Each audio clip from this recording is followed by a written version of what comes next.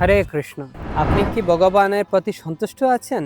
আমরা কেউ আসলে সন্তুষ্ট হতে পারি না। আমি চিন্তা করছি, ভগবান সবাইকে ধন দিয়েছেন কিন্তু আমাকে ধন দেননি। আমার এত টাকা পয়সার অভাব আছে, সবার জীবনে সুখ আছে কিন্তু আমার জীবনে সুখ নেই। সবাই এত শিক্ষিত কিন্তু আমি পড়ালেখা করতে পারলাম না। সবাই এত কিছু জানে কিন্তু আমি জানতে পারলাম না। আমি ভগবানের প্রতি সন্তুষ্ট নই। ভগবান কেন আমাকে দিলেন না?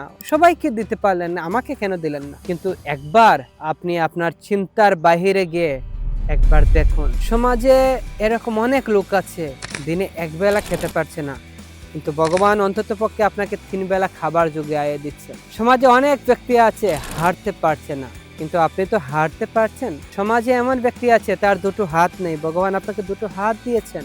সমাজে অনেক ব্যক্তি আছে বিকলাঙ্গ, কিন্তু ভগবান আপনাকে এত সুন্দর শরীর দান করেছে। আপনি কি সেটা চিন্তা করেছেন?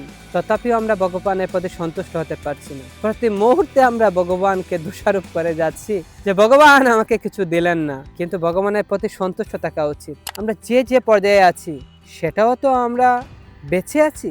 ভগবান আমাদেরকে কিছু তো দিয়েছেন, সেই সন্তুষ্ট থাকা উচিত। আমার চেয়েও তো আরো গরিব আছে, আমার তো আরো দুঃখী আছে, সেটা আমরা চিন্তা করি না।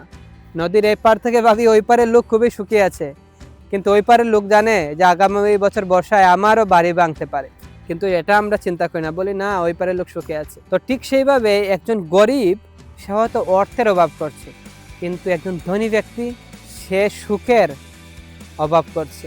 সে সবসময় চিন্তা করছে আমার ধনকে কি আমি সংরক্ষণ করে রাখতে পারবো। কিন্তু একটা গরিবের কিন্তু এই চিন্তা নেই। একজন ভিখারি সে চিন্তা করছে আমি দুবেলা যদি আমি খেতে পারি আমি সন্তুষ্ট।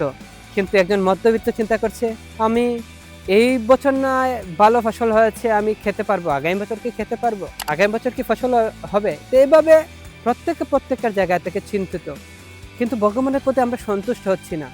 ভগবান তো আমাকে এখনো বাঁচিয়ে রেখেছেন, এখনো আমাকে চালিয়ে যাচ্ছে, কিন্তু আমরা যে দুঃখ ভোগ করছি, যা কিছু করছি, এটা সব কিছু যে আমি আমার কর্মফলের দ্বারা ভোগ করছি সেটা আমি চিন্তা করি না। আমরা প্রত্যেকটা জায়গায় সুখ এবং দুঃখ যা কিছু হচ্ছে সেটা আমার পূর্বকৃত যে কর্মের ফল, সেটা আমাদেরকে বিশ্বাস করা উচিত এবং সেটা আমাদের স্বীকার করা উচিত।